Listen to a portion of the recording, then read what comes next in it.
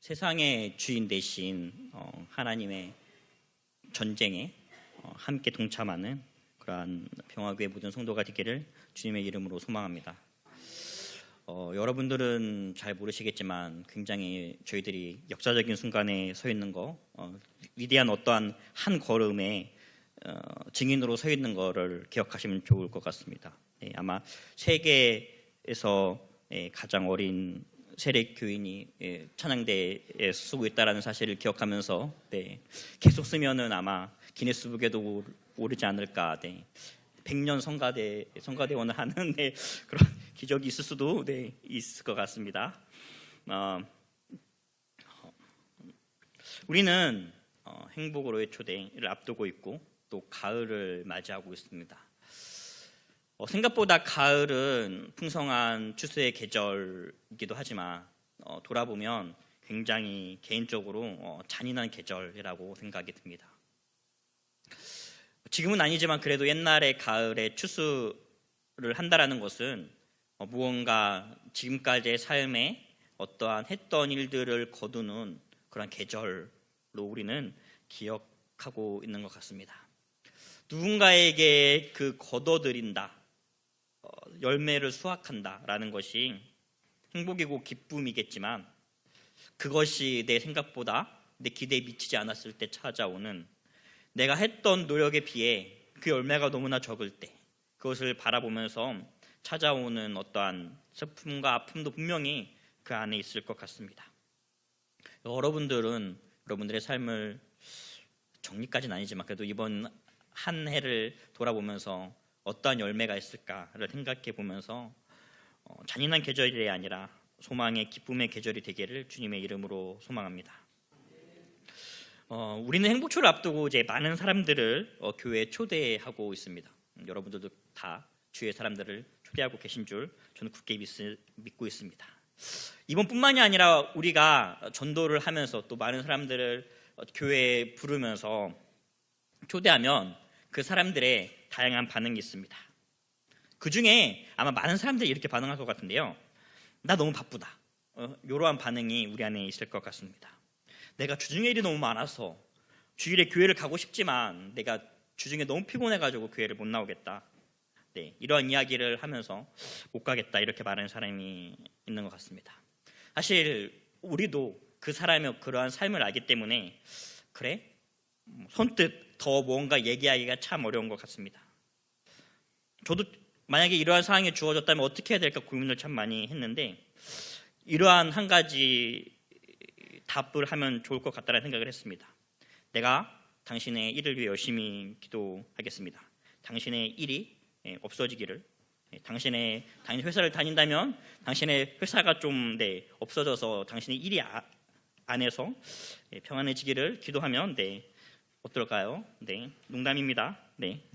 그거보다 그의 삶에 여유가 있어서 교회의 자리로, 예배의 자리로 나오기를 같이 소망했으면 좋겠습니다. 이렇듯 사람들은 교회에 나오지 못하는 여러 가지 다양한 이유를 가지고 있습니다. 또 한 가지 사람들이 내놓는 굉장히 중요한 한 가지의 모습이 있습니다. 이런 것입니다. 내가 죄가 너무 많아서 교회 못 나가겠습니다. 지금 내가 뭔가 이렇게 끊지 못해서, 술이나 담배를 끊지 못해서 교회를 못 나가겠습니다 라고 하는 사람들이 우리 주변에 있습니다. 사실 이것은 교회에 대해서 잘 알지 못하고 있는 분입니다. 하지만 그 사람들은 그 나름대로 자신의 삶을 평가했고 또 그 나름대로 교회는 거룩한 곳이다 라고 평가를 해서 나는 저곳에 갈 수 없는 그런 사람이다 라고 이미 결론을 내린 자들입니다. 사실 이렇게 자신의 삶과 교회를 평가한다는 것, 이것은 그 사람뿐만이 아니라 우리의 일상 가운데 늘 우리가 하고 있는 일입니다. 이곳으로 갈까? 저곳으로 갈까? 점심은 이걸 먹을까? 저녁은 저걸 먹을까? 우리는 항상 고민하고 판단하고 또 그 결과를 받아들이면서, 결과를 손에 쥐면서 다음엔 여기 오지 말아야지, 이렇게 결론을 내리면서 우리는 우리의 삶을 이끌어 가고 있습니다. 즉 우리는 모든 순간에 무엇인가를 판단하고 평가를 하고 살아가고 있다는 이야기입니다. 우리가 계속해서 큐티를 하고 있는 열왕기 하의 책 또한 바로 이러한 책입니다. 이스라엘 백성이 자신들의 지금의 상태에 대한 답을 하기 위한 책, 자신들의 지금 왜 이런가에 대하여 알기 위해 치열하게 돌아본 책, 이게 바로 이 열왕기 상하라는 책입니다. 사실 이것은 이들의 엄청난 믿음의 고백이기도 합니다. 이들은 신화의 시대를 살고 있는 존재들입니다. 즉 모든 것이 다 신들이 한 일로 해석되어지고 있는 시대를 그들은 살고 있습니다. 그들이 전쟁에서 진 것은 우리나라가 국력이 약해서, 우리가 어떠한 정책을 잘못해서, 우리가 이 나라에게 잘 보였어야 하는데 못해서가 아니라 우리가 믿고 있는 여호와 하나님이 다른 나라의 신에게 진 것이다 라고 생각하고 있는 보편적인 생각을 뛰어넘은 생각이 바로 이 열왕기 상하의 고백들입니다. 우리가 믿고 있는 하나님은 유일하신 분이시고 전지전능하신 분이신데 다른 우상과 전쟁을 해서 진다라는 것, 그들은 상상해 본 적도 없는 일이었습니다. 그런데 그 상황이 그들 앞에 펼쳐졌습니다. 그들은 선택해야 합니다. 우리가 믿고 있는 하나님에 대하여 우리가 잘못 알고 있다던가, 아니면 지금 이 상황을 우리가 어떻게 받아들여야 하는지에 대해 그들은 치열하게 질문하고 답해야 했습니다. 그리고 그러한 과정이 바로 이 열왕기 하 상하에 기록되어 있는 책입니다. 그들이 내린 결론은 이것이었습니다. 우리의 신 여호와 하나님께서 신들의 전쟁에서 진 것이 아니라 지금 이 상황은 하나님의 징계를 받은 것이다. 우리가 하나님 앞에 무언가 잘못했기 때문에 하나님이 우리에게 벌을 주신 것이고 우리는 지금 그러한 상태에 있는 것이다. 우리가 하나님을 떠났고 하나님의 율법을 버린 삶의 결과가 이것이다 라는 결론을 내리고 그들은 그들의 과거를, 그들의 역사를 돌아보고 그것을 기록한 책이 바로 이 열왕기 상하라는 책입니다. 이러한 작업들이 녹아있는 이 열왕기서를 우리는 함께 나누어 보고 있습니다. 오늘 우리에게도 이러한 상황은 계속되어 주고 있습니다. 누군가에게 말하기 힘든 고난이나 어려움, 나에게 찾아온 감당할 수 없는 일들이 우리 앞에 펼쳐졌을 때 분명히 하나님은, 내가 알고 있는 하나님은 그런 분이 아니신데, 나에게 이러한 위기와 어려움을 주실 분이 아니신데 왜 나에게 이러한 것을 주셨을까에 대한 고민, 그리고 우리는 그것에 대한 답을 치열하게 해 나가야 합니다. 많은 똑똑한 사람들, 많은 우리의 믿음의 선배들이 이것에 대한 답을 했고 그 답을 우리에게 전해주고 있습니다. 우리는 그 답을 이번 캠페인 기간 동안 함께 알아볼 수 있습니다. 캠페인 기간에 모두 함께 참여해서 이러한 문제에 대해 함께 고민하고 함께 답하는 시간이 되기를 주님의 이름으로 소망합니다. 열왕기의 기록자의 결론은 이렇습니다. 철저하게 우리가 하나님을 따랐는가, 하나님을 따르지 않았는가로 평가하고, 하나님을 따르지 않는 그 순간 하나님은 우리에게 벌을 내리시고 하나님의 말씀에 순종하는 우리에게 하나님은 축복하신다. 이러한 기준을 가지고 그들은 그의 역사를 돌아보기 시작했습니다. 그래서 그들의 왕을 평가하는 기준이 다윗의 길로 행했는가, 다윗의 길로 행하지 않았는가였습니다. 다른 것 전혀 중요하지 않습니다. 그가 어떠한 전쟁에서 이겼는지, 어떠한 정책을 펼쳤는지가 중요한 게 아니라 그들의 길이 하나님의 길로 향했는지가 그들의 주된 관심사였고, 성경은 철저하게 그것을 기록하고 있습니다. 그래서 열왕기 상하의 책은 너무나도 아프고 슬픈 책입니다. 그들의 결론은 그렇습니다. 아무도 우리의 왕 중에 하나님의 눈에 합한 사람이 없었다. 그러니까 그들의 결론이었습니다. 그런데 열왕기 하를 이러한 관점에서만 바라보면 전혀 알 수 없는 이야기, 전혀 해석되지 않는 이야기들이 몇 가지 있습니다. 오늘은 그 이야기 몇 가지들을 살펴보려고 합니다.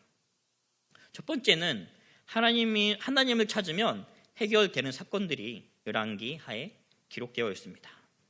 열왕기하가 시작되는 그 시작에 등장하는 한 가지의 사건을 집중해 봤으면 좋겠습니다. 열왕기하 1장 2절 말씀입니다. 우리 열왕기하 1장 2절 말씀 함께 읽어보겠습니다.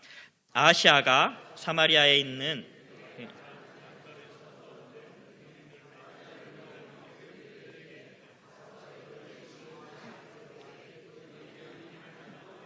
이 사건의 결론을 너무나 잘 알고 있습니다.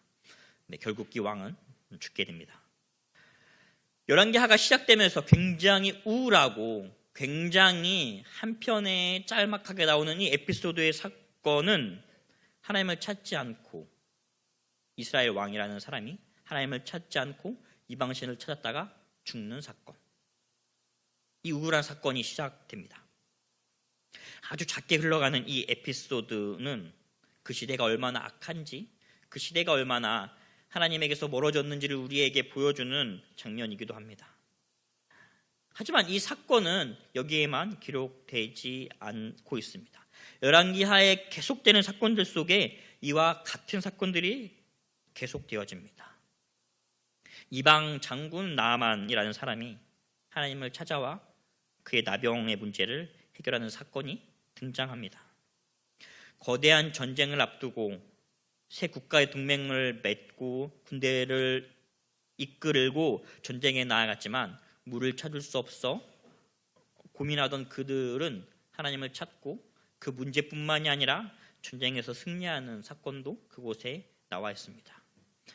또한 급작스럽게 아들을 잃은 한 여인이 하나님 앞에 나와 그 문제를 해결하는 사건도 그곳에 나와 있습니다. 열왕기하를 시작하면서 굉장히 우울한 실패의 사건이 등장하지만 사실 이 이야기는 이것이 아니라 누구라도 하나님을 찾으면, 하나님 앞에 나오면 하나님께서 그를 돕는다라는 메시지를 확인할 수 있습니다. 그 누구라도는 이방인, 여인, 하나님을 떠난 사람들이었습니다. 그 누구라도 상관없이 하나님을 찾으면, 하나님 앞에 나오며 그들은 그들의 문제를 해결받습니다. 하지만 누구라도 하나님을 찾지 않으면 그들은 그 어떤 문제도 해결받을 수 없다라는 메시지가 그곳에 나와 있습니다. 두 번째는 하나님께서 하나님의 말씀을 이루시는 사건입니다. 열왕기하 9장 25절 말씀 함께 읽어보겠습니다. 예후가 그의 장관 빗갈에게 이르되 그 시체를 가져다가 이스라엘 사람 나봇의 밭에 던지라.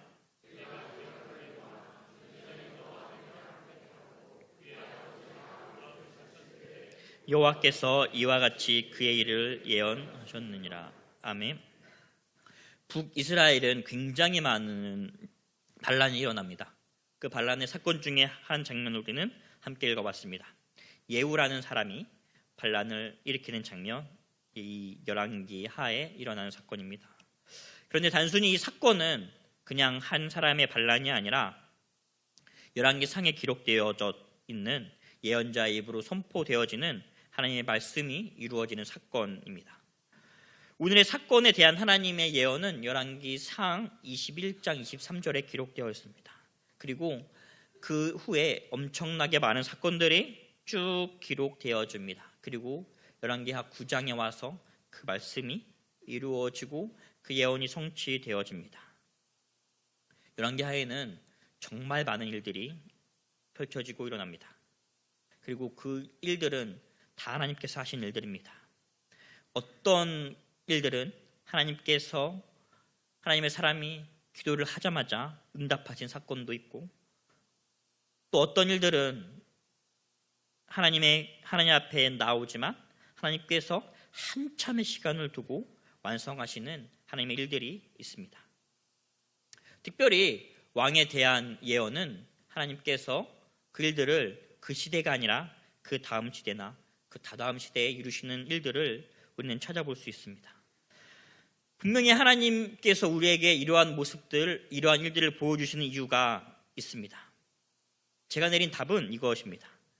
하나님의 일은 하나님의 때에 하나님께서 완성하신다라는 것입니다. 그러하기에 우리는 소망을 가지고 해야 한다는 것입니다. 이것에 관한 구절이 하박국 2장 3절에 나와 있습니다. 우리 하박국 2장 3절 말씀 함께 읽어보겠습니다. 이 묵시는 정한 때가 있나니 그 종말이 속히 이르겠고 결코 거짓되지 아니하여 비록 더딜지라도 기다리라. 지체되지 않고 반드시 응하리라. 아멘.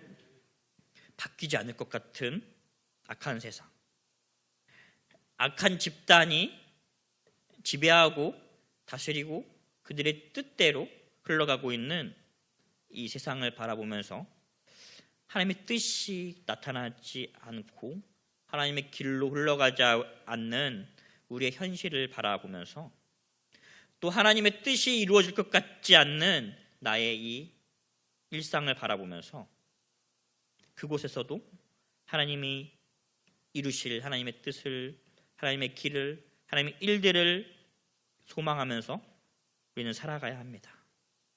우리 눈엔 보이지 않지만, 우리의 눈에는 어떠한 가능성도 없어 보이지만 분명 하나님은 그 속에서 하나님의 때에 하나님의 일들을 이루시고 완성하실 것입니다. 그것을 기억해야 합니다. 세 번째는 하나님은 하나님의 백성을 계속해서 눈여겨보신다는 것입니다. 열왕기 하에는 이해할 수 없는 부흥의 때가 찾아온 적이 있습니다. 그 시대의 원인을 그들은 해석할 수 없어서 열왕기하의 기자는 이렇게 고백하고 있습니다. 열왕기하 14장 26절 말씀 함께 읽어보겠습니다. 이는 여호와께서 이스라엘의 고난이 심하여 매인자도 없고 노인자도 없고 이스라엘 도울 자도 없음을 보셨고. 아멘. 갑작스럽게 그들에게 찾아온 어떠한 부흥의 시대, 그 시대를 열왕기하의 기자는 하나님께서 우리를 보셨고 우리를 불쌍히 여기셔서 우리에게 허락해 주신 것이다라고 고백하고 있습니다. 즉 이 이야기는 하나님께서 우리를 계속해서 바라보고 계셨고 우리에게 눈을 떼지 않고 계신다라는 고백이기도 합니다. 그리고 그 백성의 소리를 듣고 계신다라는 이야기입니다. 세상 사람들이 바라보고 있는 것, 세상 사람들이 집중하고 있는 것은 이것과 다른 것입니다. 좋아 보이는 것, 유명해 보이는 사람, 돈이 많은 사람들, 이 세상에 영향력 있는 사람들의 입과 그들의 행동을 사람들은 바라보고 그것을 세상은 주시하고 있습니다. 그런데 하나님은 그것을 바라보는 것이 아니라 하나님은 하나님의 사람들, 하나님의 백성들을 바라보고 계신다는 것입니다. 하나님께서 하나님의 백성을 바라보고 계신다는 또 다른 본문이 있습니다. 열왕기하 13장 4절 말씀입니다. 이 본문을 읽어보겠습니다. 아람 왕이 이스라엘을 학대함으로 여호아스가 여호와께 간구하매 여호와께서 들으셨으니 이는 그 학대함을 보셨습니다. 아멘. 사실 성경에는 이러한 이야기들이 너무나 많이, 너무나 여러 군데 기록되어 있습니다. 하나님께서 그들의 백성의 아픔과 고통과 어려움을 보시고 들으시고 또 하나님의 때에 그것을 해결하시는, 그것을 이끄시는, 그 문제에서 우리를 구원하시는 그 하나님의 일들을 우리는 성경 여러 군데에서, 아니 성경 전체에서 거대한 메시지로 확인할 수 있습니다. 그리고 하나님은 오늘 우리의 삶에서도 계속해서 이러한 일을 하고 계십니다. 우리가 그것을 느끼지 못할 뿐 하나님은 계속해서 우리를 바라보시고 우리의 소리를 들으시고 계십니다. 우리는 지금까지 열왕기 하에 있는 하나님께서 베푸신 은혜의 모습들을 살펴보았습니다. 우리는 이것 말고 열왕기의 하의 책의 결론을 너무나 잘 알고 있습니다. 사실 열왕기뿐만이 아니라 열왕기와 같은 관점으로 쓰여진 신명기 역사서 전체의 결론은 이렇습니다. 우리가 지금 이렇게 된 것, 지금 우리가 이러한 어려움과 고통과 포로의 생활을 하는 것, 우리나라의 멸망은 결국 우리의 잘못이고 우리의 죄 때문이고 우리를 징계하시는 하나님의 결과다라는 결론이었습니다. 우리도 이러한 결과를 받아들고 간다면 너무나 우울하지 않습니까? 이 결론은 무언가, 이 열왕기하를 전부를 이야기하기에 뭔가 부족해 보이지 않습니까? 오늘 우리가 잠깐 살펴본 이 이야기들, 하나님의 마음은 이곳에 전혀 들어가 있지 않는 것 같습니다. 우리가 내려야 되는 결론은 다른 곳에 있습니다. 우리가 함께 오늘 읽은, 함께 본 아가서라는 책은 사랑을 노래하는 책입니다. 히브리 성경의 구분법으로는 성문서이고 오늘 우리의 구분법으로는 시가서에 포함된 책이 바로 이 아가서입니다. 이 책은 11개의 관점과 전혀 다른 이야기를 우리에게 해주고 있습니다. 이 책은 남자와 여자가 서로 사랑을 노래하는 구조로 되어 있습니다. 그리고 이 책을 굉장히 자세히 살펴보면 남자가 여자를 사랑하는 이야기들을 하고 여자가 번갈아 가면서 그 남자를 사랑하는 이야기를 고백하고 노래하고 있는 책입니다. 솔로몬이 기록했다고 알려진 이 책을 우리는 어떻게 받아들이고 어떻게 이해하고 있습니까? 사랑꾼이었던 솔로몬, 그리고 부인이 많았던 솔로몬이 여자를 꼬시는 법을 우리에게 지혜로 전수해 주신 책이 이 책일까요? 우리가 이 책을 계속해서 연구하면 연애를 할 수 있고 또 다른 애인을 가질 수 있는 그러한 책일까요? 표면적으로 이렇게도 이해할 수 있을지 모르겠지만 우리는 생각해 볼 필요가 있습니다. 이 아가서는 유대인의 절기 중에 유월절에 낭독되어지는 책입니다. 유월절은 하나님께서 하나님의 백성을 선택하신 날입니다. 한 번 더 생각해 보자면 이 날은 하나님과 이스라엘 백성이 결혼한 날이라고 할 수 있습니다. 너 지금부터 내가 주어질 이 일들을 행하면 내가 너를 지키고 보호하고 너를 인도하여서 너를 풍요롭게 하고 너를 내가 만들어 놓은 약속의 땅에 들어가게 할 거야. 너는 그곳에서 내가 준 그 말들을 잘 지켜 행해. 그러면 나는 너의 하나님이 되고 너의 민족의 신이 될 것이야 라고 해주는 그 사건이 이 유월절입니다. 그리고 그 날을 우리는 쉽게 이스라엘 백성과 하나님이 결혼한 날이라 할 수 있겠구나 라고 생각해 볼 수 있습니다. 이 날에 이 아가서를 낭독했다면 너무나 당연하게 하나님은 남편이고 신부는 우리구나 라고 그들은 이해하게 될 것입니다. 그리고 성경 여러 곳에 하나님은 남편이고 이스라엘 백성은 신부다라고 나와 있는 여러 구절들이 있습니다. 그중에 우리 예레미야 2장 2절 말씀만 한번 읽어보겠습니다.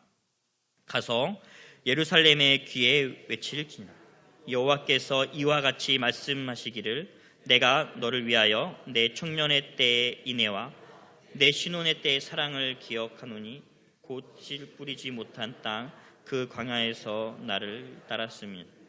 아멘. 하나님께서 자신의 백성을 향하여 하시는 사랑의 고백의 시를 우리는 이제 다 같이 함께 읽어보려고 합니다. 우리 하나님께서 우리를 사랑하신다, 사랑의 고백이다라는 그 마음을 가지고 아가서 2장 10절부터 14절까지의 말씀을 읽을 건데 특별히 우리 남성분들은 그 떨리는 중저음으로 열심히 읽어주시면 좋을 것 같습니다. 다 같이 함께 읽어보겠습니다. 나의 사랑하는 자가 내가 말하여 이르기를 나의 사랑 내 어여쁜 자야 일어나서 함께 가자. 지나고 비도 그쳤고 지면에 꽃이 피고 새가 노래할 때가 이르렀는데 우리가 우리 땅에 들리는구나. 무화과 나무에는 푸른 열매가 익었고 포도나무는 꽃을 피워 향기를 토하는구나. 나의 사랑 나의 어여쁜 자야 일어나서 함께 가자. 바위 틈 낭떠러지 은밀한 곳에 있는 나의 비둘기 내가 내 얼굴을 보게 하라. 내 소리를 듣게 하라. 내 소리는 부드럽고 내 얼굴은 아름답구나. 아멘. 이 속에 너무나 잘 나타나 있는 하나님의 마음이 있습니다. 나의 사랑, 나의 어여쁜 자야, 일어나서 함께 가자. 일어나서 함께 가자. 이 말입니다. 너의 어떠한 모습이나 너의 상태나 너의 위치나 너가 가지고 있는 그 마음, 그거 말고 내 마음이 이러니 일어나서 함께 가자. 하나님께서 하나님의 백성을 향하여 하시는 말씀입니다. 나는 안 돼. 우리는 하나님 앞에 죄를 져서 더 이상 하나님 앞에 설 수 없어. 우리가 이 일을 당하는 것은 너무나 당연한 일이고 너무나 맞는 일이야 라고 생각했던 그들에게 주어지는 하나님의 마음은 그거 아니고 내가 너를 사랑하니 일어나서 함께 가자, 이 말입니다. 그리고 이 말은 오늘 우리에게 하시는 하나님의 말씀이기도 합니다. 신명기 역사서를 보면 그들은 그들의 눈에 보이는 대로 자신의 행동을, 자신의 삶을, 자신들의 마음을 돌아봤습니다. 그리고 그 모습을 바라보면서 나는 안 되는구나, 나는 아니구나, 나는 하나님 앞에 나아갈 수 없구나 라고 그들은 결론을 내렸습니다. 우리는 실패자고 우리는 다시 돌아갈 수 없어, 아무것도 할 수 없는 자야 라고 그들은 그렇게 결론을 내렸습니다. 이 모습은 여기뿐만이 아니라 오늘 살아가고 있는, 이 세상을 살아가고 있는 우리에게 세상이 보여주는 장면들이기도 합니다. 세상은 우리에게 다른 장면들을 계속해서 보여줍니다. 거룩한 사람들의 모습, 화려하고 거대한 예배당의 모습, 엄청나게 잘 짜여져서 거룩해 보이게 예배를 드리는 모습, 위대한 신앙인의 신앙 고백의 모습을 우리에게 보여주면서 계속해서 이러한 메시지를 던집니다. 너의 지금의 신앙의 상태가 이러냐? 너는 이 사람들과 똑같은 모습을 하고 있냐? 너는 그 모양 그 꼴인데 내 사랑을 받을 만한 자격이 있냐? 라고 말하고 있는 것 같습니다. 지금 너는 안 돼. 지금 그것으로는 안 돼. 더 노력하고 더 많이 하고 더 해야 돼 라고 우리에게 말하고 있습니다. 그것에 매몰되어서 우리는 우리의 부족한 것, 우리의 모자란 부분을 채우려고 오늘도 고통스럽게 무언가 하고 있지 않습니까? 우리가 이것을 계속 채워가도, 계속해서 이것을 위하여 달려가고 노력해도 무언가 부족하지 않습니까? 어디까지 해야 하는지 우리는 전혀 알 수 없는 그 일들을 계속해서 하고 있습니다. 이때 우리는 기억해야 합니다. 하나님께서 우리에게 하시는 그 말씀은 나의 사랑, 일어나서 함께 가자, 이 말입니다. 우리는 우리의 신앙 생활을 통해서 하나님을 찾아야 합니다. 우리의 신앙 생활의 모습은 하나님을 찾는 것, 그것이어야 합니다. 우리의 모습과 우리의 상태와 우리의 위치와 상관없이 하나님을 찾고 하나님 앞에 나아가는 것, 그것이어야 합니다. 이 가을에 이 1년을 마무리하는 이 시간에 우리가 하나님 앞에 내어놓을 것이, 하나님, 제가 이번에는 이것을 더 이뤘습니다, 이것을 더 했습니다, 이것을 더 많이 이뤘습니다가 아니라 제가 하나님을 더 많이 찾았습니다, 제가 하나님 앞에 더 많이 나았습니다, 제가 하나님 앞에 더 많이 제 마음을 드리려고 했습니다. 이것이어야 합니다. 우리의 신앙생활은 하나님께서 완성하실 하나님의 그 일들을 바라보는 것이어야 합니다. 나의 삶을 통해 이루실 하나님의 나라의 모습, 그것을 바라보며 그 하나님께서 하실 일들을 소망하며 내 삶에 그것이 이루어지지 않을 것 같은 그때에도 그 일들을 소망하며 견디며 기다리는 것입니다. 우리의 신앙생활은 하나님께서 우리를 지키시는 분이라는 그 사실을 계속해서 믿는 것입니다. 세상의 악한 메시지와 세상에서 쓰나미처럼 밀려오는 수많은 다른 일들 가운데 내 일상을 유지할 수 없는 어떤 감당할 수 없는 일들이 내 삶 가운데 몰아치는 그 상황 속에서도 하나님이 나를 지키시는 분이시다, 그러하기에 나는 그곳 가운데 믿음으로 신앙을 지키며 있어야 한다라는 것을 기억하는 자들이 되어야 합니다. 하나님의 마음은 너 이거 하고 너 이거 하고 너희 열매를 나에게 가져오고 너 이것을 더해가 아니라 나의 사랑아 일어나서 함께 가자, 이 말입니다. 이 말을 기억하며 우리의 신앙의 자세를 하나님에게로 향하는, 나를 바라보는 것이 아니라 하나님의 마음을 바라보고 살아가는 평화교회 모든 성도가 되기를 주님의 이름으로 소망합니다. 다 같이 찬양 부르시겠습니다.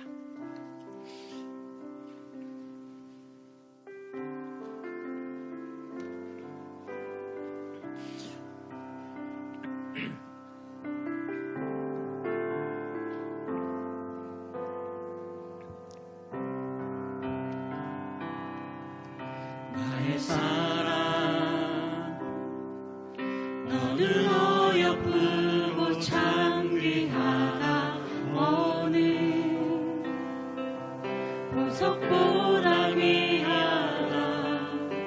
내가 사랑스럽지 않을 때 너를 온전히 사랑하고 내와 함께하려 내가 왔노라.